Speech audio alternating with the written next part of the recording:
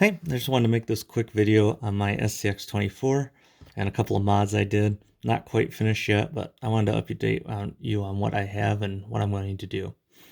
First one, as you can obviously see, is I have this truck cap. It's really cool, but it's really heavy. But I just stuck it on with this low profile Velcro, and I just blackened the windows with some black cardboard. Another quick mod I did was I did magnets instead of body pins. I left the body pin post up just so when I lift up, um, it has a place to go back down to. And I actually only used one rare earth magnet, those little button ones. And instead of doing another magnet here, because I don't want to add any extra weight to the front without unintentionally. So all I did was use this piece of tin here from my pipe tobacco tin, and it's actually the edge where it's crimped over, so it has a little extra strength, so it's not going to bend when the magnet pulls against it. But it's very magnetic and it's out of the way, so I like that. Put this little guy in here, and his steering wheel is just a piece of black bent wire. I thought he was fun. A couple other things is I'm going to get some new tires. I'm going to go with the Jeep tires. As everyone knows, tires are kind of few and far between, so I'm just going to go with a little bit bigger size. I'm not too worried about grip or anything. I'm just driving around on the pillows in my house because it's Michigan and it's about 1,000 degrees, or less, minus 1,000 degrees actually. It's freezing. I just put the servo in with the hot racing link. I know a lot of you guys have done that. I actually used a washer here to space the servo out, because if I tighten it all the way down, the bar and the horn were kind of moving, so I put a little space here. Actually is working out really, really good.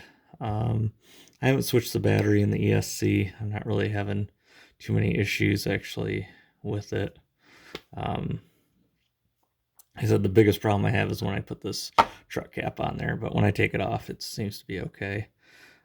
I may raise the body up a little bit when the newer tires come in, just kind of depends.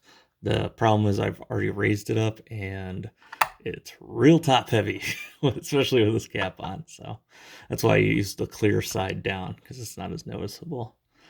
Anything else to the body I'm going to do is I'm going to make it real rusty again, because we're in Michigan, the frozen tundra. Another couple mods I did, open her back up, is the tires are going to fall off, and that's okay, is I put a couple heat sinks. This is still the standard motor stock. I haven't changed it. It hasn't died yet. I have a spare, and I actually do have the barrage. I guess I'm just going to use the spares, and when those die, I'll just do the barrage conversion. I have that option, but I don't really have any complaints. I'm not really doing too much with this right now, except for driving around the living room, so actually pretty happy with it.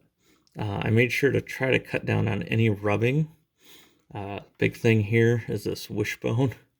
I made sure to sand and file underneath here on the wishbone where that drivetrain goes in, and that was a lot of time of flexing it, looking, taking it out, filing, taking it out, filing, looking at it, checking all my clearances. But even when this is at full flex, that drivetrain's not going to rub. I took out the motor multiple times, checked the gear mesh, oiled every bearing I could find. Not crazy, just some slot car oil, just to touch on them. I put a little grease down here in this transmission case. I put grease in my pumpkins here.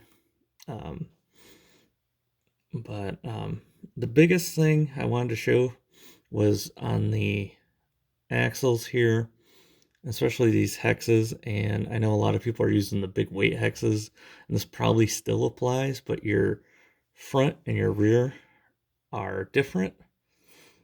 And on the front, especially here, when you use a standard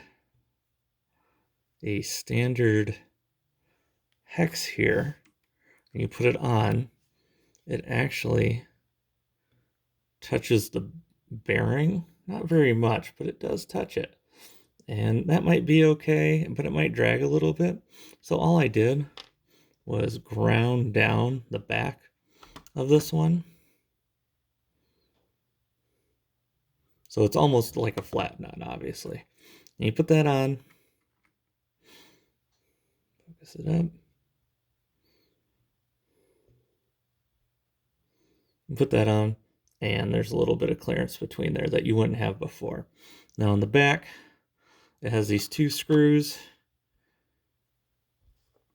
And when you put a standard one on, for some reason the back is longer and you have that clearance anyways, so not really a big deal. But with the standard plastic ones, they actually do touch the bearing. So whatever, take those off and whatever you do, but just make sure that nothing's touching those bearings or rubbing up against them.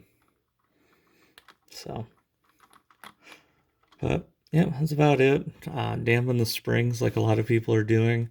I may get new shocks in the future. But again, I'm pretty new to this hobby. I have a Panda Tetra K1 that I'll probably do a video on. But I like it. I just like the 60s body. And like I said, I'll rust it up and do a video then. And when I get the new wheels and the new skid plates, I'll do a video of that too. And I'll perhaps do a running video. But my camera will fall over. Just wanted to do this quick one and show you what I had. Thanks.